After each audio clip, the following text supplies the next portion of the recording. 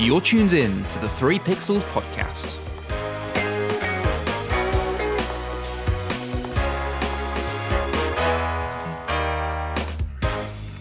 Hello, welcome back to the 3 Pixels podcast. We're here with another episode for your ears. We hope you're all doing well and having a great time. Thank you for tuning in, and I will introduce our wonderful bunch of co-hosts here just for you, just to give you guys a short while of informative, entertaining, all the package. Everything's there. We've got Martin. How are you doing, Martin? I'm great. Thank you very much, Ben. Great to have you. And of course, we have Daviana. How are you? I'm doing great, thanks. How are you? Doing well, doing very well. Okay, so before we get into the main topic of this episode, which I know you'll all be keen to hear, so hold off. We've got important matters to address first. So if you listen to the previous episode, Martin was set the task of trying TikTok for the first time.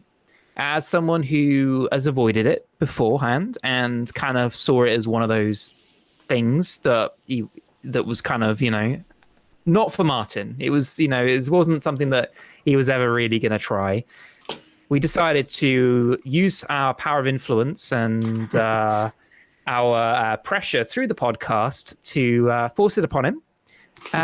So in summary, Martin, before we go into the two details, how was your week of TikTok? Okay, so I'll tell you sort of what my schedule I had in mind, how it planned out, and then I'll give you my overall thoughts. So my plan was to use TikTok for a minimum of 10 minutes in the morning and afternoon. So 20 minutes overall in a day. Because I thought by the 5th day, it would have really just pinpointed me.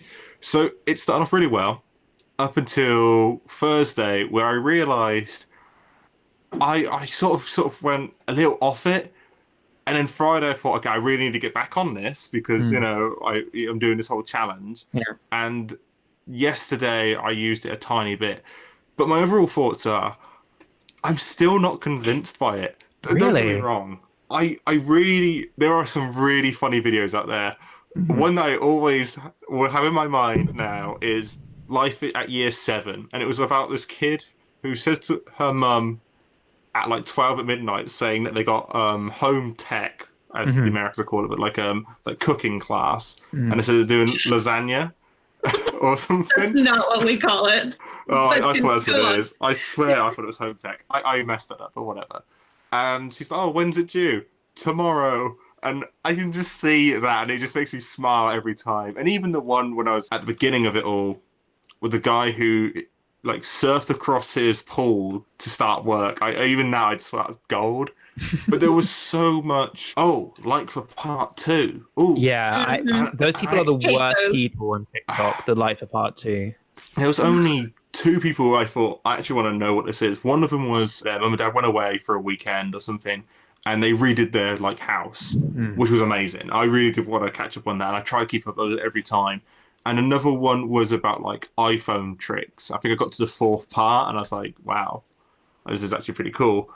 But overall, yes, there are some good videos, but I found myself thinking more that I have to watch some of this stuff for such a long time than thinking, yeah, I'm really actually fully enjoying this. So when we ease off the pressure after this episode, when we kind of say, okay, Martin, you can have your autonomy back. You can decide whether you want to keep it, you can decide whether you want to use it. Do you think it might stick around for a bit longer? Or are you going to be deleting it straight away after this podcast? I won't delete it straight away. That won't happen. I think I'll go on it now and then. So probably 2 or 3 times a week. But I think it'd be one of those apps that I'll slowly just come away from. Maybe in a month's time, if I ever remember, I'll say on this podcast a more up-to-date now that I got the top one. We'll check back in then with you. But genuinely, yes, it has surpassed my expectations because I genuinely thought it was just music videos, people just dancing. No, there's a lot of creative people on it, and I'll give them their due. Some of them are very creative, and some of them are very funny. There was a comedy sketch about a daughter going to school and beating up someone because their mum said to, and I didn't realize that she was on America's Got Talent. She was a comedian, and that alone, I thought, I'm going to follow this woman now. And I can't remember her name, annoyingly enough, but I watched a couple of her segments, and genuinely thought, I think I found a really good comic here out of TikTok. I will say one of my favorite people on TikTok that I don't subscribe to, and here's the reason why. I love having her just randomly pop up on my For You page because she looks like a completely average girl, but then she'll do a video where it's like, what my dad thinks about my hamburger or whatever. And then it'll cut to her dad, who is Gordon Ramsay, giving his opinion on this. And it gets me every time because there's just this like completely normal random girl just hanging out doing her thing. And then freaking Gordon Ramsay is her dad. Because she had a BBC show like on CBBC, the kids BBC. I didn't even know that Gordon Ramsay Tilly. had Is it Tilly? kids. I don't know. I can't name. Is she like Here, blonde I'll and looks completely normal and like every other girl ever? Yeah. Yeah, there you go. Yeah, Tilly, Yeah. Matilda. Her I think that is TikTok is gold, but I feel like if I subscribe to her, it would no longer get the surprise value that gives it beauty. Yeah, I mean, it's cheered me up a little bit because she's been getting Gordon Ramsay to like get involved with some of them as well, like do certain dances and stuff, and it's really funny to see. Yes, I've seen a couple. Yeah. I love it so much. Anyway, that's my TikTok recommendation of the day. I always find at the end of the day, there's always some stuff on there that will cheer me up, or there's something interesting, or there's always something that kind of, just rounds up everything quite nicely. And if I've got a few minutes, then it normally brings a little bit of fun and lightheartedness. So I'm glad you stuck with it, Martin. I'll continue to stick with it as much as I can. We'll check in definitely periodically, and I'm happy for you, mate. Thank you very much. But I'm glad actually that we actually did this experiment because, like I said, there are a couple of things that I did like, as well as I believe Daviana said it about. You do realise how much songs come from there that you'll just add to like your Spotify and something. Yeah. Yep.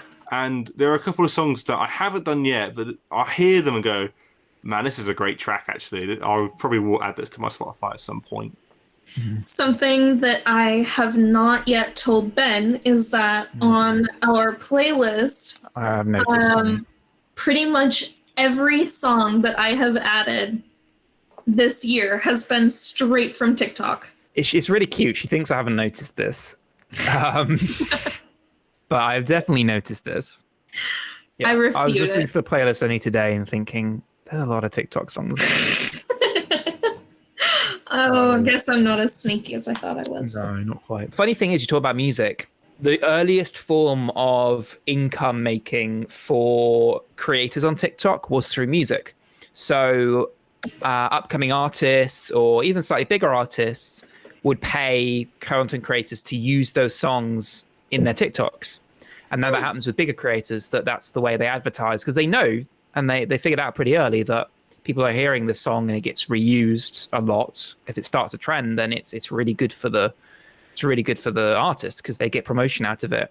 And that was the earliest way. And it's been interesting actually diving in and seeing how people have managed to monetize and make money out of it, because nothing really existed to kind of set a form of system for earning money, that people kind of had to figure it all out. The expectation is that TikTok have already put in a form of marketplace so that content advertisers can buy space through content creators, and that's only going to continue more and more.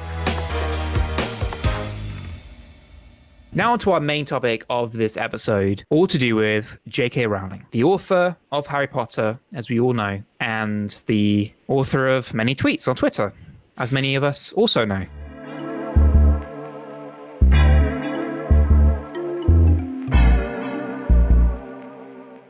"2020 already sucked without the destruction of the moral image of childhood favorite, generation-defining Harry Potter. For anyone who doesn't know, J.K. Rowling has taken to Twitter to spout her turfy opinions about trans experiences.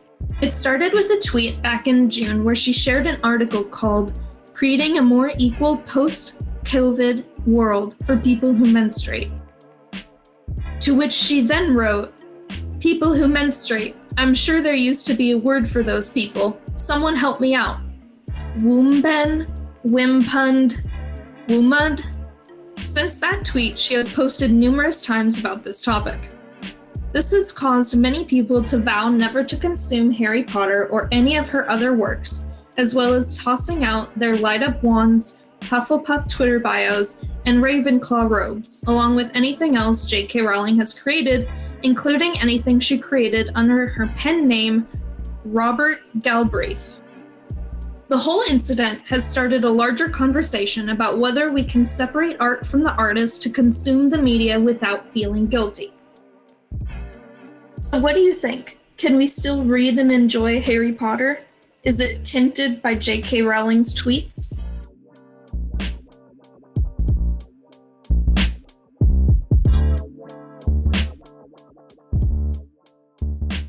So I would like to first say about can we still enjoy the concept of Harry Potter? Yes, if you're someone who stayed away from this, if you could at all, because I know it's splashed everywhere across the media, I think you can enjoy it to a degree. Because when I first read Harry Potter and watched the films, I was quite a young boy, and I loved them, and I still continue to like them today. As of the time of recording, I've watched Order of the Phoenix, and yesterday I watched The Goblet of Fire. But however, now that I know what's going on with J.K. Rowling and her views, it's very hard to digest Harry Potter franchise as much. I think now there's sort of like this big grey area on her work where you think, actually, she said these things and she thinks this way. And in our current climate and culture, you can see it not being very, very politically correct anymore. And a lot of people are upset about this. And, you know, I understand that. People are upset about what she's saying. And I totally get that. This whole thing reminds me of, I think I'm going to get her name wrong, and I'm very sorry, Enid Blyton. She did the famous 5 books and Mallory Towers. When they came out, huge success. Almost inspired a generation of young girls and boys when they read these books. However, she came under the microscope in around about the 80s. I think she died a couple of years just after this all happened.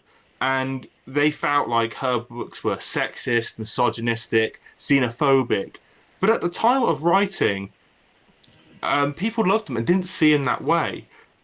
And when you do go back on these books, yeah, you can really see that she came up in a different world, what these people were of today's culture is like, and you could definitely see the sexism and the xenophobia in there for sure. Like there is a good handful of cases you could bring up and say, this doesn't really wash anymore in today. It does remind me, why I bring her up, this is something that it seems it was inevitable to happen, but I felt like this would happen another 50 years down the road sort of thing.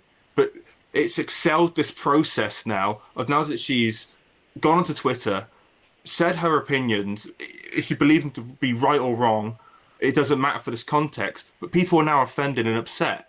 And what's making it worse is that she's digging herself more and more of a hole and offending even more and more people. It's like she has no filter anymore. It's like, I'm just going to go on the offensive now. And I can understand why people are upset about this.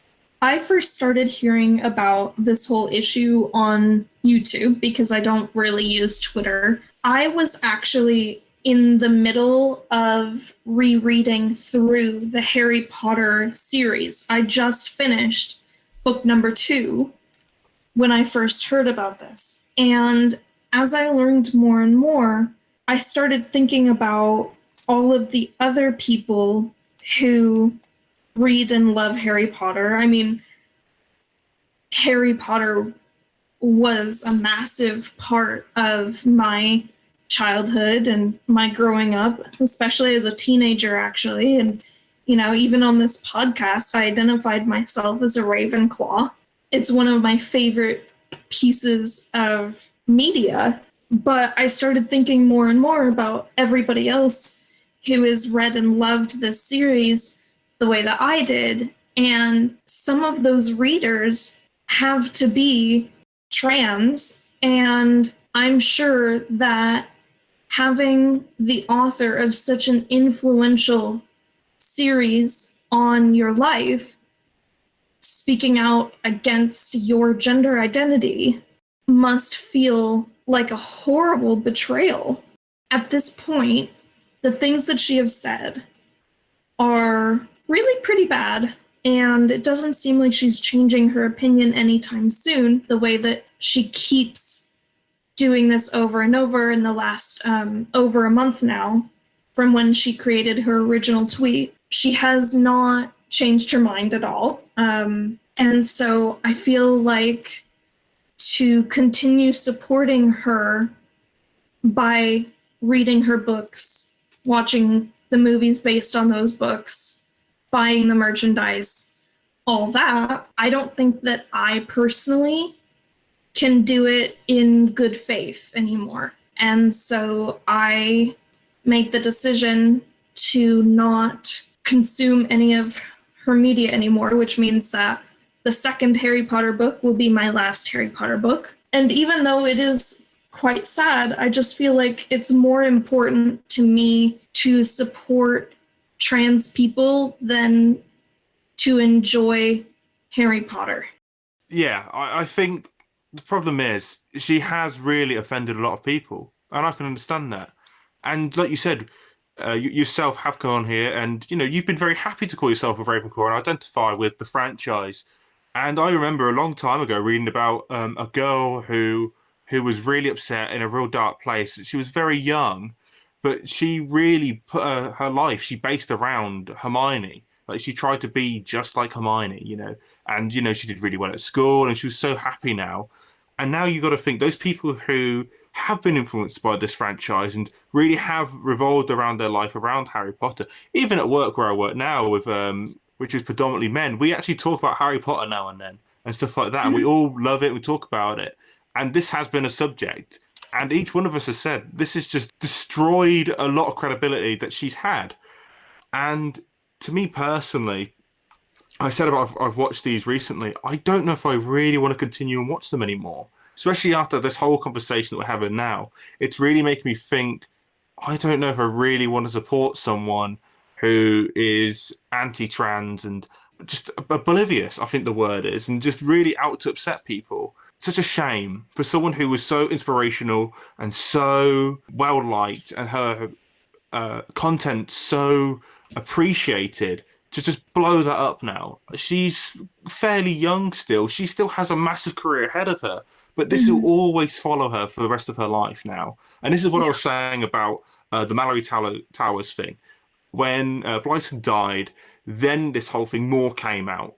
And when I look at it, I think, yeah, it's quite disgusting, a lot of the work that went into it, where, yes, it was very sexist and xenophobic. But when you look at J.K. Rowling, now she's still living through this, and like I said, she's still adding just fuel to the fire, not changing her ways in any time, and not just coming out saying, you know what, these are my views, which I think, okay, fine, they're your views, but you've got to also accept other people's views, that the world has changed from when you wrote this in 1996 to now. The world has changed completely. She has such an immense following on Twitter. Right now, she has 14.3 million followers. It comes down to, as I've said in previous podcasts, with great power comes great responsibility. And when you have that kind of influence, especially over young people, like J.K. Rowling has, her books are literally targeted at young audiences. So when you have that kind of an influence, I think she has the power to be really harmful. I feel like the situation would be different if J.K. Rowling were not still profiting from her works. I feel like if she were one of many authors who have passed on, I think that I would feel differently about supporting her works because she wouldn't be benefiting from them. I just feel like because she continues to profit off of her works, I don't think that I can personally support her anymore. It's fine to have an opinion. I think, as you're saying, she has a lot of following. And the sad thing is, she could have said nothing a whole long time ago. She could have decided that, you know what, the books were written a long time ago. What was said was in the past. Let's not dig it up again. Let's leave it be. People can think what they think about those books. People can make their own judgment. It is art at the end of the day, and that is what art is all about. It's about reading it or looking at it or enjoying it and to take out of it what you want to take out of it.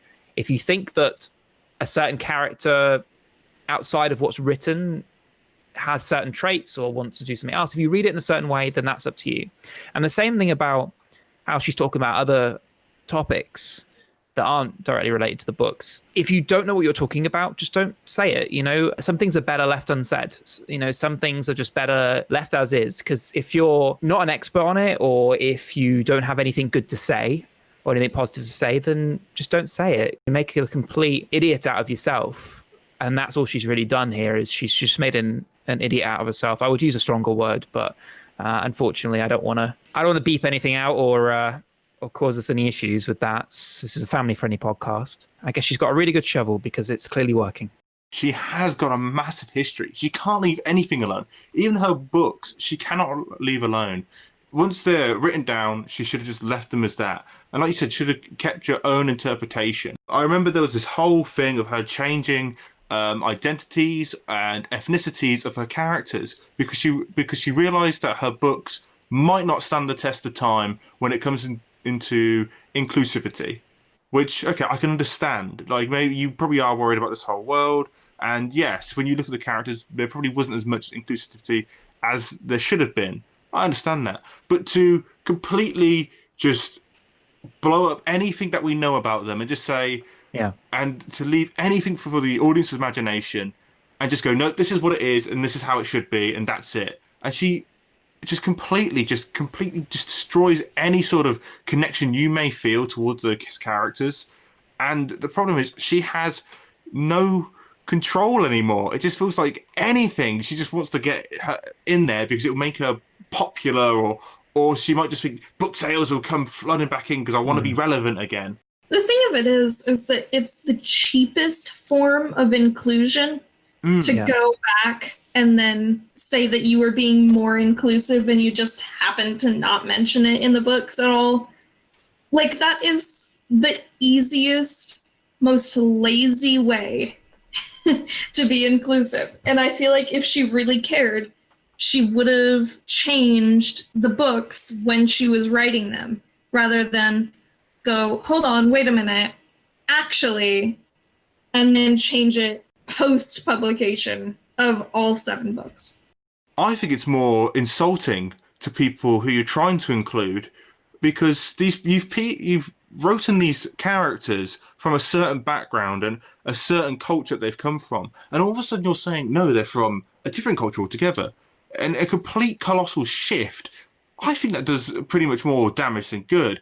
And maybe this is because I am a white male and I didn't really notice this before. But I never thought, oh, there's a lot of white people in this. And I didn't think, oh, where's such and such?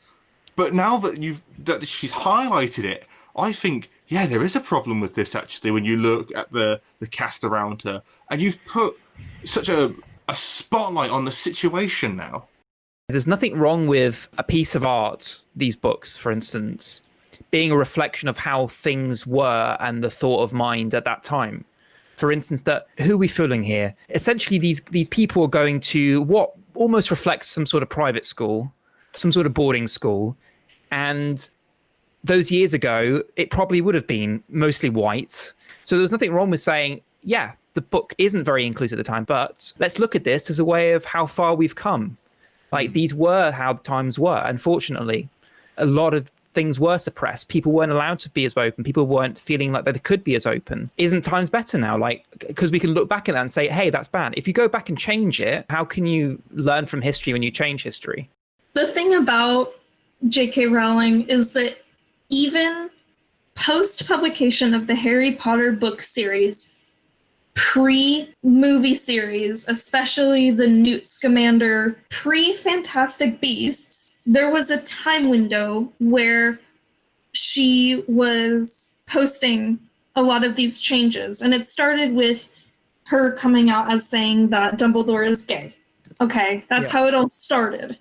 If she really felt like, oh yeah, I messed up in my book series, I should have made it more inclusive, she had the opportunity in the movies to reflect that. In the Fantastic Beasts series, it features a young Dumbledore with supposedly his lover, and yet Dumbledore is not shown as gay in the movies, which happened after her saying that Dumbledore is gay. So I feel like if she really cared, she would have changed that actual behavior. But the thing of it is that she doesn't care, and it's just very lazy. She wrote one of my childhood favorite series, but at this point I do not like her. And this is quickly dissolving into a rant, and I'm sorry for that. You know, it's very hard to come back from stuff like this, especially the times we're going through now, where things are very heated, and this subject is still being talked about right now, and it's still in the full eyes of the public. I cannot see her recovering from this. And it'll be interesting because she's got another film coming out soon, the third Fantastic Beasts. Personally, I've not enjoyed this franchise actually coming out, but you know, that's not about that right now. But it will be interesting to see what happens to her career afterwards, because she said after making the final Harry Potter book of the Deathly Hallows, this is going to be it. I'm going to walk away from Harry Potter. But yet she didn't. She didn't walk away. And, you know, it almost reminds me of Misery, where the author's like, I'm going to kill it off and start again. And he has that crazy fan who's like, no, commit back. And I feel like this is what's going to happen now.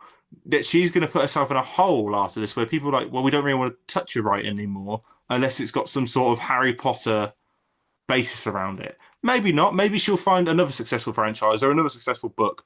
But I just can't see her realistically becoming as popular as ever, like she was back in 2011-12, where her popularity was just trending upward and only upward. We said it before on this podcast that when you have a success, it becomes incredibly hard to ever repeat that again. And she had, you know, arguably one of the biggest successes in literature and then in movies. And putting all this aside, there was a very slim chance that she'd ever be able to get to that level again. And the thing of the matter is, the longer you keep trying, the worse it's going to come across, isn't it? If this were to happen to the creator of something that you love, so, for example... Don't do this to me. Don't do this to me. Okay, so something that Ben loves that we're not going to name. Shut up, Martin. Stop it. Say it now. I knew that was coming. The movies that shall not be named. If something were to happen where it turned out they were tainted by their artist, how would you feel about continuing to enjoy them? I think I would refrain from supporting them in the sense of giving more money or giving them more attention or anything like that. I think that I would refrain from buying merchandise or buying re-releases or new releases or anything like that. But to a certain degree, I think I might and still enjoy the movies if I owned them and all that in their own right, depending on what it was. That really does set it, you know, what the controversy was, what it was about. It's the same for me as that regardless of what happened with the whole Kevin Spacey thing, I will always still enjoy House of Cards as an art piece because it is a fantastically made series. And that will always be the case, no matter my feelings of Kevin Spacey physically as a person. So, yeah, I can make a distinction. I just think that anything that's going to benefit that writer, artist, whoever, financially in the future, I would be reluctant to support. That's kind of where I stand. So you could still enjoy the media, even though the artist behind it has been found morally deplorable? Like, it doesn't taint it for you? Yeah, I will have a taint of sort. There will be a haze, a shadow cast over it. It won't be the same. Of course it won't be the same. I just wouldn't completely take it out of my life, as I said, apart from if I was financially supporting them in any way by doing whatever I was doing, whether it's buying something new or anything like that. And I certainly wouldn't publicly promote them or anything like that. But, you know, if it was on the TV or if I, you know, wanted to relive it, you know, separately, then I think I can make a distinction between the two. That's just me personally. I think it really depends on the person. Some people can't make that and can't separate the two. and see that as one, and that's totally respectable, and I think that's totally understandable. It wouldn't be the same. Of course, it wouldn't be the same. Like House of Cards, for instance, isn't the same. But I can still respect what was created at that time as a fellow creative. I, for one, will feel a little bit like a hypocrite continuing to drink out of my Hufflepuff coffee mug. I think I can't separate art from artist. I think I'm going to have to donate it. I haven't really watched too much of House of Cards since the whole thing coming out of Kevin Spacey and that legal action against him. Do I feel like I'll be ever watching him again? I don't know. Probably not. And what's really annoying is I actually found a game that I can play with Divinia, which is Harry Potter related. And now I'm sort of thinking, I don't really want to spend the money knowing that, some of this money is going towards J.K. Rowling after this. And that sucks. I think it'll probably take some time before I'll probably dive back into Harry Potter. But even then, it's hard to, once you're watching something like this, it's hard to forget what's going on in the world and what controversies has surrounded her. So this is where we hand it back to you guys listening. We've talked enough, I think, about this and given our opinions on the topic. What do you feel? Where's your heart? Are you someone who can separate the content from the creator, or are they the same thing to you? I'd be keen to know. We'd all want to hear your thoughts and opinions on this, as it could bring some really interesting topic conversation. Let us know. Get in touch in the usual ways. Our Twitter, Facebook, all of that's in the show notes. Check it out and let us know what you think. With that, I'd like to say thank you so much to our wonderful producers, co-hosts, all here together to create what has been a really great, interesting episode. So thank you to Darby as the lead producer on this episode. Thank you very much. I enjoyed it very much. It is a sad day for us all, but it's really just another way that 2020 has gone down the toilet. But oh well. And thank you to Martin, not only for sticking with TikTok and for his update on that, but of course for sharing his thoughts on this and for being a great co-host. Thank you, Martin. I genuinely feel like this has been a door slam shot on something that I did really like at one point. And like I said, I've watched the movies today and yesterday, and I feel a little bad now because I knew sort of what was going on, but now we've actually dived into it. I just feel like I feel a bit dirty about it all now. So yeah, but I'll be all right. Come next podcast, I'll be happy again. There you go. And more wiser in my decisions next time. We'll dive right into TikTok. Maybe that'll cheer you up a little bit. We'll see. Yeah. Just hope for no Harry Potter related TikToks, and you should be fine. Please no. Well, thank you guys so much for listening. We appreciate your love and support. Don't forget to hit subscribe if you haven't done so already. I don't know why you haven't. I mean, this is one of the best podcasts in the world. So if you're not subscribed, then you're missing out. Don't forget to follow us on all social media. Links in the show notes, as I said before. But with that, thank you for listening. We'll see you on the next episode. Adios. See you later. Bye. You're tuned in to the 3 Pixels podcast.